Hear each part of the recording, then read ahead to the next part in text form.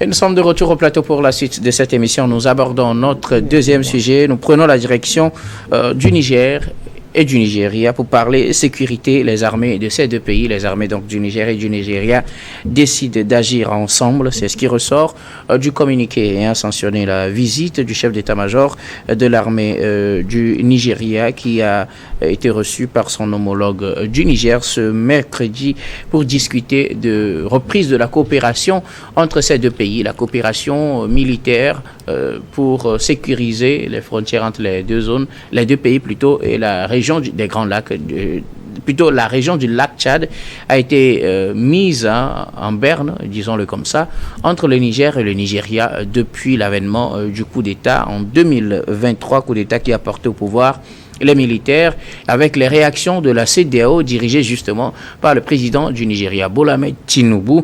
Les relations entre les deux pays sont devenues, en tout cas, les moins joviales possibles, et la coopération militaire a été suspendue, mais les deux pays ont décidé de reprendre cette coopération et de lutter ensemble contre l'insécurité dans la région du lac Tchad. Nous en parlons avec nos invités. Je commence par vous, Emmanuel Vivien Tomi. Après la période de froid, il faut réchauffer les relations. Le Niger et le Nigeria réessayent de maintenir de bonnes relations et de lutter ensemble contre l'insécurité. J'aime beaucoup ce mot chez les politiciens et chez les diplomates, c'est le mot suspendre. Suspendre, on laisse et après on reprend, on laisse et après on réchauffe. Et en même temps aussi, je constate que les pays de l'AES, petit à petit, prennent conscience qu'on ne peut pas vivre en autarcie. Il faut reprendre les coopérations avec les voisins et indirectement, on revient vers la CEDEAO, mais on ne veut pas utiliser le terme CEDEAO, donc c'est tantôt reprise de la coopération directe avec le Nigeria, reprise du partenariat avec le Togo sur tel domaine, dans tel domaine, on accepte de jouer avec le Bénin pour tel domaine, mais en réalité, les choses sont en train de revenir dans les normes, puisque que ce soit le Nigeria comme le Niger, comme les autres pays qui sont autour, on a besoin de rester ensemble pour être efficace en matière de lutte contre l'insécurité. Puisque les bandits, les terroristes, tous ceux qui font la loi de la jungle n'ont justement pas de frontières. Et si vous ne vous entendez pas, vous serez carrément victime de cette division et ce sont les ennemis qui vont se moquer de vous. En principe, au sein de la CEDEAO, il y a ce qu'on appelle l'attente d'Accra ou du Ghana. L'attente d'Accra permet de faire des échanges d'informations au moins sur le circuit des terroristes.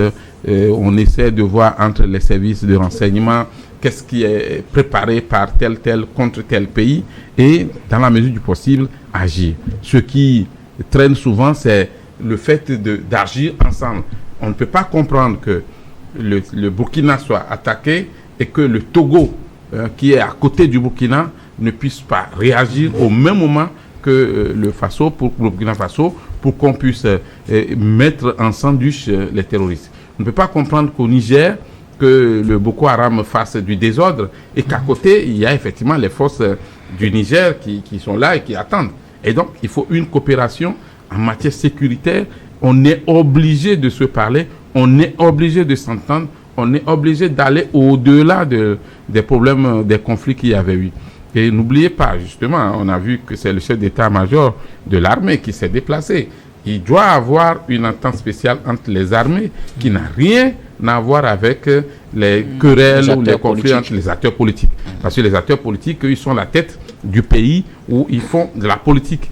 Mais c'est vous qui êtes des militaires, par exemple, qui souffrez sur le terrain et vous êtes obligés de collaborer. Mais il faut noter aussi qu'ils ne peuvent pas faire cette démarche sans l'accord des acteurs politiques qui dirigent ça. Je veux parler des présidents. Et bien sûr, dans beaucoup de constitutions, c'est le président de la République qui est d'ailleurs même le chef suprême de l'armée. Justement. Et donc, c'est sous son contrôle, sa houlette, qu'on peut mener des actions. Mais j'ai aimé le développement ou bien une sorte d'aisance qu'il y a aujourd'hui dans les armées. Avant, les armées en Afrique, après la colonisation, étaient plus liées à l'autorité directe du président ou de l'autorité ou de l'exécutif. Mais aujourd'hui, on donne une certaine liberté aux armées, sauf qu'elles ne peuvent pas agir à l'extérieur du pays sans contrôle, sans autorisation. Les séminaires, les rencontres, les échanges directs entre les armées, avant, ce n'était pas chose possible. Aujourd'hui, petit à petit, les fameux instructeurs européens, les fameux experts militaires, parce que on avait comme l'impression que les experts n'étaient que des Occidentaux avant, alors qu'il y a beaucoup d'Africains aussi qui sont des experts, que ce soit en matière militaire, même en matière logistique ou de construction matérielle de guerre. Aujourd'hui, c'est important de le reconnaître, le Niger et le Nigeria sont obligés de fermer les yeux sur la mésentente suite au coup d'État et aux sanctions de la CEDEAO et de revoir et de défendre les intérêts supérieurs des peuples et de lutter efficacement contre l'insécurité, notamment la question du terrorisme. Alors, Samir Ouroussama, les chefs d'état-major du Nigeria et du Niger veulent reprendre la coopération militaire entre les deux pays, coopération qui a été suspendue avec l'avènement du coup d'État qui a renversé le président Bazoum.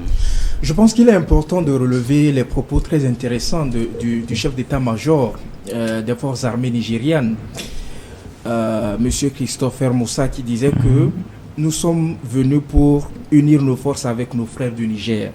Nous sommes des militaires et non des politiciens. Nous avons échangé sur les voies et moyens pour assurer la sécurité de nos pays, le Nigeria et le Niger, qui sont des frères. Sauf que la situation n'est pas la même dans les deux pays. Vous avez dans un pays comme le Nigeria, dirigé par un président élu démocratiquement, qui joue d'une certaine légalité, mais véritablement d'une certaine légitimité. Et de l'autre côté, vous avez des militaires qui, sous le coup d'une tête, sont décidés un beau matin de prendre le pouvoir par la force de l'arme. Donc, les situations ne sont pas pareilles. Mais pourquoi est-ce que le Niger et le Nigeria sont obligés de coopérer? Le Nigeria, c'est à peu près 1608 km qui les séparent. Ils ont une frontière assez vaste, assez grande.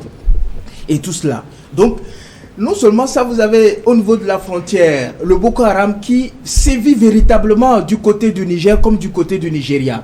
Et ensuite, à l'ouest, donc de cette frontière, vous avez le grand banditisme avec les groupes armés qui sèment la terreur véritablement et qui kidnappent les paisibles citoyens en contrepartie, réclament des rançons et tout cela. Donc vous comprenez en réalité que face à cette situation, le Niger ne peut que coopérer avec le Nigeria. Cela même explique pourquoi est-ce que le Niger s'est pressé d'ouvrir rapidement sa frontière avec le Nigeria. Et non avec le Bénin. Voilà. Bon, on reviendra sur cet aspect tout à l'heure. Et donc, ça, c'est les intérêts des peuples. Qu'en réalité, vous avez d'un côté le Nigeria, au niveau du Nigeria, vous avez une armée républicaine. Vous êtes rendu compte véritablement, lorsqu'il y avait des mouvements d'humeur ou des manifestations sociales au niveau du Nigeria, vous avez vu la position de l'armée nigériane. L'armée nigériane a renouvelé sa disponibilité, sa confiance au chef suprême des armées qui n'est autre que le président Tinubu. Une certaine fidélité, une certaine discipline, une certaine hiérarchie, le respect de la hiérarchie dans l'armée. Par contre, vous voyez au niveau du Niger, des personnes qui sont censées être sur le champ de bataille sont devenues des politiciens par procuration. Le chef de la garde présidentielle. Des personnes qui sont censées veiller à ce que l'intégrité, la sécurité soit assurée au niveau de leur pays. Ce sont les mêmes que vous voyez à travers le monde qui se pavandent en tenue militaire pour parler de la politique de leur pays. Donc c'est une anomalie et le chef d'état-major des forces armées nigériennes a voulu donner une leçon. Au cours de cette visite, c'est passé inaperçu, mais je pense que c'est important de le souligner. Quand il dit que nous sommes des militaires, nous ne sommes pas des politiciens.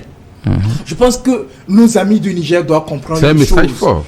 On doit pouvoir choisir soit d'être politicien, c'est-à-dire travailler à ce que les affaires publiques soient conduites dans de bonnes conditions, soit d'être militaire. Et nous tous, nous savons que dans les pays, dans n'importe quel pays à travers le monde, même dans les pays les plus démocratiques, les plus économiquement en avant, le rôle primordial d'une armée, c'est de pouvoir assurer la sécurité, de pouvoir assurer l'intégrité ou l'intégralité du territoire national et de veiller à ce que les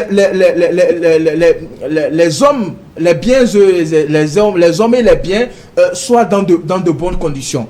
Mais contrairement à ce que nous voyons aujourd'hui, au Niger et de façon beaucoup plus rare dans les pays de l'AEC, en réalité, on semble avoir évolué. Je pense qu'ils doivent pouvoir penser à intégrer dans leur constitution, comme quoi les militaires peuvent également se lever un beau matin, perpétrer un coup d'État et se mettre à la tête des pays. Donc, je pense qu'ils ont intérêt à ce que le sentiment du bon sens leur regagne véritablement et qu'ils puissent mutualiser les moyens. C'est très important, la mutualisation des moyens dans la lutte contre le terrorisme.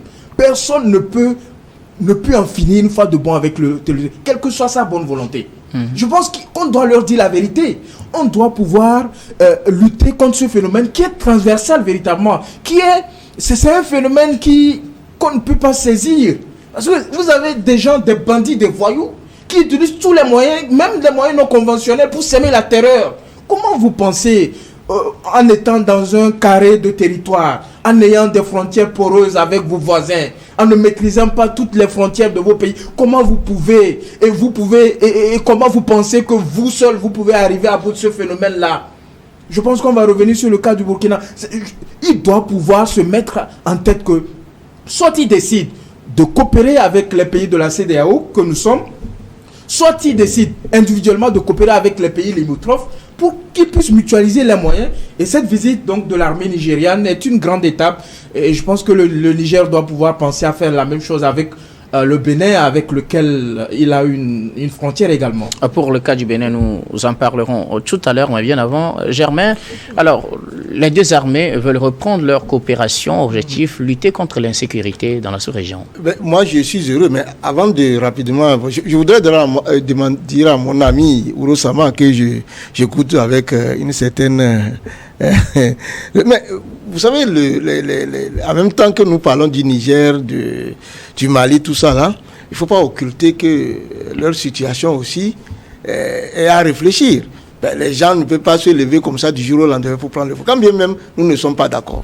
Alors, il ne faut pas aussi trop crier sur les toits, parce que ce n'est pas parce que là-bas les gens ont pris le pouvoir par les armes que ce n'est pas comparable à des pays comme le nôtre où les gens gardent le pouvoir pendant cet nombre d'années. Donc il faut aussi faire attention. Il y en a qui prennent le pouvoir par les armes, il y en a qui conservent le pouvoir du père en fils. Ça aussi, il faut aussi en tenir compte. Ceci étant, je vais revenir donc à votre question.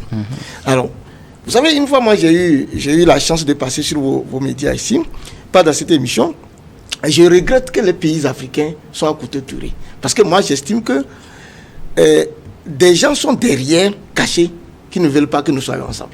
Des générations bien avant les nôtres, il y a des personnalités qui nous ont avertis. Même des chanteurs comme Bob Marley qui ont estimé que l'Afrique doit être unie. Alors moi, j'estime que les gens, soit de la AES ou de la CEDEAO, nous avons des intérêts communs. Alors vous imaginez hier, si n'eût été les cris des citoyens africains pour demander à la CEDEAO de ne pas prendre des mesures pendant que la Côte d'Ivoire annonçait déjà l'attaque imminente contre le Niger, et que cette attaque quasiment soutenue par le Nigeria, si ça avait été acté, dans le cadre de la décision de la CEDEAO, oui, bien mais, sûr. Oui, mais c'était pas... Non, c'est une décision politique, en fait. Oui, voilà, c'est ce que j'ai dit. Tout le monde sait qu'on n'allait pas attaquer. En même temps, je profite pour dire à mon ami, mon très cher vieil ami Vivian, pour dire qu'aucune armée n'est jamais libre vis-à-vis d'un acteur politique qui dirige l'État. Ça, c'est une erreur de penser qu'aujourd'hui, on donne des libertés aux militaires. C'est faux. Les chefs d'État, comme vous l'avez dit, sont des chefs suprêmes de l'armée. Aucun chef d'État-major ne peut prononcer un discours, qu'il soit militaire ou politique, sans que, au sommet de l'État, il n'ait l'aval. Donc, c'est qu'aujourd'hui, il faut croire que les chefs d'État sont en train de prendre conscience. Et nous sommes en train de prier pour que l'ensemble, que ce soit ceux qui sont de l'AES. Et je rappelle que ceux qui sont de l'AES, même si nous émettons des griefs en disant que nous aurons aimé que cela se fasse de façon démocratique, restent nos frères. Ce sont des Africains, ce sont des Noirs. Nous devons les aider à aller progressivement vers donc cette entente. Et donc moi je me réjouis aujourd'hui qu'il y ait donc cette entente-là qui va nous permettre d'élargir. Parce que comme l'a dit mon ami Ouro Samir, aucun pays à lui seul ne peut faire face à ce combat que tout le monde connaît maintenant, le terrorisme. Il faut même se mettre là. Et moi, je me demande pourquoi jusqu'à présent, des pays du continent, des pays ne peuvent pas se mettre ensemble pour vraiment faire une lutte commune. Et aujourd'hui, quand j'entends, on dit, mais je crois qu'on va en venir, quand on dit une organisation comme l'ONU, enfin, je ne sais pas, regrette qu'il y ait des actions, enfin, il y a des actions négatives sur le continent africain. Moi, j'estime que l'ONU, même qui a pris le devant pour sécuriser le continent africain, en envoyant un certain nombre d'éléments pour, je ne sais pas ce qu'ils ont appelé, il faut faire le bilan de la présence des forces de l'ONU en Afrique. Qu'est-ce qui a fait que pendant plus de 20 ans, que vous prenez la RDC, que vous prenez nos pays aujourd'hui qui sont en souffrance face au terrorisme, qu'est-ce qui fait qu'il y a échec? Est-ce que vraiment l'ONU a vraiment voulu accompagner les pays africains? Pourquoi il y a la paix ailleurs, pourquoi il y a le désordre chez nous? Voilà, donc la question doit être posée. Et tout Africain digne de ce nom doit œuvrer pour qu'il y ait la paix, la concorde entre les chefs d'État africains pour que nous puissions combattre le terrorisme. Voilà. Alors justement, on comprend donc le bien fondé de cette coopération, de la reprise de la coopération entre le Nigeria et le Niger, mais un autre voisin du Niger qui n'est pas aussi en ce moment en très bon terme avec le Niger, c'est le Bénin, vous l'aviez tous évoqué. C'est le moment d'aborder cet aspect. Depuis quelques jours ou quelques semaines, on sent quand même une reprise tout doucement de la coopération entre le Niger et le Nigeria. Peut-on espérer qu'avec ce nouveau cap franchi entre le Nigeria et le Niger, qu'on vive peut-être, au moins sur le plan économique ou sur le plan politique, un rapprochement ou bien une reprise des coopérations entre le Niger et le Bénin, voisin, avec qui le pays est en froid depuis effectivement cette affaire de coup d'État, Vivien? Oui, c'est l'écrivain français La Fontaine qui avait l'habitude de comparer le monde politique au monde des animaux. Vous savez, c'est comme le conseil des animaux a pris une décision sous la présidence du lion. Et il a été décidé que personne ne salue l'hirondelle ou le pigeon. Et voilà, mais le pigeon ou l'hirondelle, au lieu de s'adresser directement au lion, va voir l'écureuil pour dire, mais toi, tu es dans cette décision-là contre moi, c'est ta participation à cette réunion qui m'énerve. Alors, ce qui se passe aujourd'hui, c'est que le lion, en fait, c'est le Nigeria. Le Nigeria, parce que c'est le président Tinubu qui était un président en exercice de la CEDEAO en ce moment, mais en même temps aussi, le Nigeria, on constitue son poids. Hein, on connaît son poids dans la région. Et donc, qu'un pays comme le Niger a du mal à attaquer directement, du moins au niveau des autorités, au niveau de l'exécutif, on a du mal à attaquer directement le Nigeria, malgré la position de Tinubu, malgré la position du Nigeria sur la question, et on s'attaque plutôt au Bénin. On ne peut pas comprendre qu'au même moment que les frontières étaient ouvertes avec le Nigeria, le Niger a maintenu ses frontières fermées avec le Bénin. Donc aujourd'hui, on ne peut pas dire que bon, le Niger a peur du Nigeria, mais le Niger comprend que avec le Nigeria, il faut savoir tenir les discours. On a vu aussi ce qui s'est passé au niveau de la population. On a vu des groupes sociaux au Nigeria intervenir pour dire au président, attention, vous n'allez pas quand même accepter qu'on bombarde ou qu'on tue nos frères du Niger. Mais en réalité, je rappelle que d'abord, que ce soit un coup d'État militaire comme un coup d'État constitutionnel, c'est la même chose. C'est un coup d'État quand même. Ça viole la loi, ça viole les principes de la démocratie et ce n'est pas normal.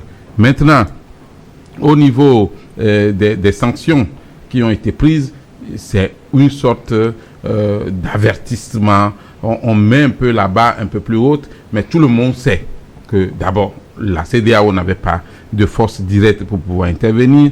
Les pays devraient envoyer et de ressources humaines et de ressources matérielles et des finances. Et c'est les pays qui n'arrivent pas à bien cotiser pour l'organisation supranationale ne vont pas se prêter à ce jeu finalement. Alors, ce qui s'est passé, c'est qu'on essaie de menacer un tout petit peu pour dire que, bah, écoutez, on ne va pas accepter. Ça a marché en Gambie.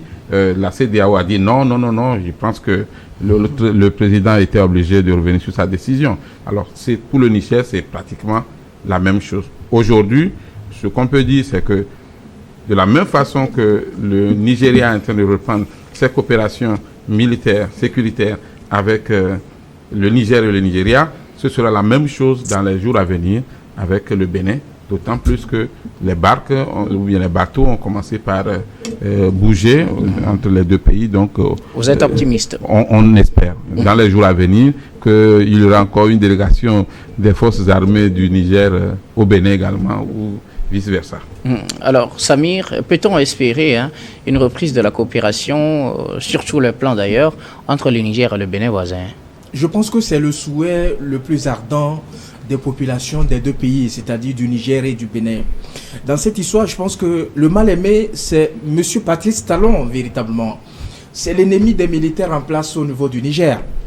Et je pense que les choses ont évolué depuis leur bruit. Vous savez que l'ambassadeur du Bénin en République du Niger a pris fonction véritablement. Donc, le Bénin dispose désormais d'un ambassadeur en République du Niger. Ils ont finalement accepté et ils ont reçu sa créance, sa lettre de créance. Donc, il est au Niger. Et vous savez que le dialogue a été instauré véritablement entre ces deux pays, avec la médiation des deux anciens présidents, véritablement, qui ont œuvré à ce que les autorités des deux pays puissent reprendre langue, qu'ils dialoguent véritablement. Et dans la foulée, vous avez vu également qu'une délégation de haut niveau nigérienne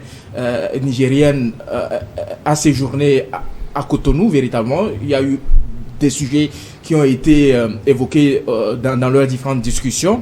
Et par après, vous avez vu également que le pétrole a commencé par couler.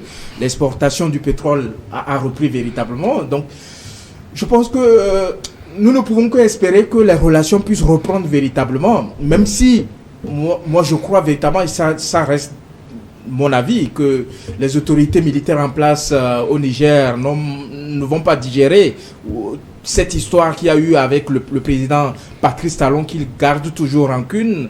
Et c'est une question de personne, comme je l'ai toujours dit, je l'ai toujours pensé, que les autorités militaires du Niger n'ont aucune haine, n'ont aucun problème avec le peuple béninois, mais ils ont un problème particulier avec M. Patrice Talon. Et je pense qu'on doit, comment l'appelle-t-on, on doit surpasser nos différends, on doit surpasser ces mésententes-là, on doit penser à l'intérêt général de nos populations, on doit se dire véritablement que entre populations, entre dirigeants, on peut avoir des zones de turbulence, on peut ne pas s'entendre sur un certain nombre de choses à un certain moment de notre histoire, mais ce qui est important, c'est se dire qu'on reste toujours le même peuple et qu'on doit pouvoir œuvrer à ce que les intérêts de nos populations soient sauvegardés, que la paix, la sécurité soient les éléments les plus vantés dans nos différents pays. Et je pense que la même démarche qui a été entreprise par les autorités militaires nigériennes doit être entreprise également avec la République du Bénin, qui est disposée véritablement à pacifier ses relations avec le peuple du Niger. Et comme j'ai toujours l'habitude de le dire, le Niger également, ils disent que le Bénin a intérêt à ce que la relation reprenne véritablement. Ils essaient de retarder les choses, mais je pense que la raison va prendre le dessus sur ces querelles-là, ces querelles de la cour de récréation, et qu'ils finiront par comprendre qu'en réalité, nous avons intérêt à nous unir, nous avons intérêt à travailler ensemble à cette ère-là où le terrorisme, le djihadisme sévit au niveau de nos frontières. Si nous ne nous parlons pas en termes d'État, si nous ne nous parlons pas en termes d'autorité, et si nous ne coopérons pas ensemble, le terrorisme va prendre le dessus. Et ceux qui vont en pâtir beaucoup plus, c'est les populations qui sont dans ces différentes localités. Parce que le général Tiani et ses collaborateurs sont dans des... Comment je disais, je veux dire, dans des châteaux, véritablement, sont dans des lieux sécurisés, véritablement. Ils sont sous la... En train de prendre du bon vin. On va pas exagérer, s'il vous plaît, nous sommes sérieux. Ils sont au clair de la lune. Et donc, comme ils ont voulu avoir ces privilèges d'État, et donc, ils ont ça maintenant. Donc, je pense qu'il doit pouvoir penser à ces populations-là qui sévissent, à ces populations-là qui traversent des moments difficiles. Oui. Non seulement sous le soleil, avec les pluies diluviennes qu'on a assisté ces derniers temps. Vous avez vu un peu les déplacés au niveau de ces pays-là. Je pense qu'il faut donner un peu de souffle à ce peuple nigérien qui a véritablement envie que les choses reprennent, que les Béninois qu'ils ont toujours considérés comme leurs frères redeviennent comme ainsi, et qu'on puisse véritablement travailler à ce que nos pays se prospèrent véritablement. Merci beaucoup à vous, Samir. Oui. Je crois bien que il faut un peu quand même être honnête pour replacer les faits dans leur contexte. Vous savez, quand il y a eu l'histoire au Niger, les chefs d'État se sont réunis, y compris le nôtre. Ils ont décidé chacun, tous, à l'époque, je l'ai dit et répété, le Togo aussi était partie prenante. Maintenant, ce qui s'est passé, j'estime, moi, personnellement, que Talon est resté fidèle à ce qu'ils se sont dit. Il se peut qu'il a trop appuyé sur les boutons, mais il est resté fidèle. Parce que tous, ils étaient tous d'accord qu'il fallait faire quelque chose pour remettre Bazoum, y compris notre président. Sauf qu'au sorti de là, le président togolais lui a pris un autre chemin. Est-ce qu'en politique, on dira c'est de la stratégie ou de la trahison pour certains? On ne connaît pas la position personnelle de chacun dans les débats, oui, ça on ne peut pas le savoir. J'ai dit, oui, mais donc, pourquoi il estime en tout cas, il faut dire que c'est une décision de la CEDEAO. Non, ce que j'ai dit, moi, ce que je vois en venir, c'est que il ne faut pas doiter les autres, il faut penser que c'est les autres qui sont des mauvais. Même le mal, on peut l'avoir chez soi. Donc, ce que je dis, c'est que moi, je souhaite qu'on travaille pour que tous les chefs d'État se mettent ensemble. Je suis pour qu'on prenne conscience que nous avons à perdre si nous ne sommes pas ensemble. Donc, ce qui se fait entre le Niger et le Nigeria, je souhaite que ça se fasse entre le Nigeria, le Niger et le Bénin. Je souhaite même mieux qu'un jour, le président, et je voudrais que vous les accordez un bénéfice du doute, parce qu'il ne faut pas penser que parce qu'ils sont des militaires, et comme ils ont pris le pouvoir par les Américains, nous ne sommes pas d'accord. Ils sont dans des châteaux, ils se la coulent tous. Je reste convaincu qu'eux aussi, ils souhaitent le bien pour ce pays. Oui, mais quand on fait pour des cas, on balaie la maison, je vais terminer. Je souhaite vraiment que toutes ces autorités-là se mettent ensemble et qu'elles n'aient pour seul objectif que l'intérêt supérieur des Africains. Et ceci pour que, même entre les présidents maliens, burkinabé et nigérien, qui puissent un jour, mon espoir, c'est qu'un jour ils puissent faire une délégation, ils puissent se déplacer, aller voir. Non, le Togo, il parle. Avec le président ivoirien. Le président ivoirien. Quel que soit ce que nous puissions le reprocher au président ivoirien, je ne sais pas, il est un Africain. Maintenant, si vous vous braquez contre une telle personne, et c'est pour cela que moi je salue la diplomatie du Sénégal. Contrairement à beaucoup de personnes qui pensent que le Premier ministre Sonko et le nouveau président, ils sont des traîtres. Moi je dis non. Les gens, vous ne pouvez pas aimer le continent et prendre des positions pour diviser les gens. Ceux qui aiment le continent africain, c'est ceux qui travaillent à l'unité et non ceux qui prennent des positions pour que ceux-ci soient dans une tranchée et que les autres soient dans une autre tranchée. Donc pour moi, que ce soit le Togo, c'est pour cela que j'ai salué entre-temps l'effort du président togolais. Même si j'ai reconnu qu'entre-temps, il était avec les autres avant de prendre une position stratégique, j'ai salué le fait qu'il a décidé de mener des discussions pour qu'au niveau de l'AES et les autres puissent avoir un rapprochement. Ça, je salue ça. Voilà. Merci beaucoup à vous pour vos contributions. Nous allons marquer la pause pour le journal, puis on revient juste après pour la suite de cette émission.